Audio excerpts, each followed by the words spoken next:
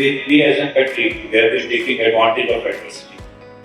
And this is the time we should take advantage. I mean, change is to an opportunity. The budget had this national manufacturing mission. Recently, Prime Minister also spoke about it. So, I think focus will go on manufacturing. The BLIs, they are already doing very good. One issue that reminds me, 2013 or 2012, I don't remember correctly.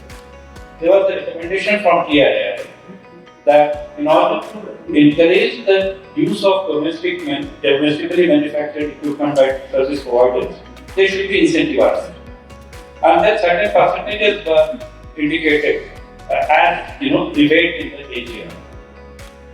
In 2018, I was there in TII and we recommended that some such things should be followed. The DSP should be encouraged by the way of rebate in the AGR.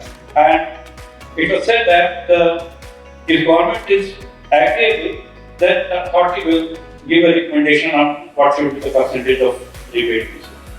So I think this is one aspect on which government should look, so that domestically we may manufacture, but if we are not ourselves using, the foreigner will not buy them. Lost. This is very clear. Unless you use it, your own domestically manufactured equipment in India, it will not be bought. So, and for that we have to encourage the service providers.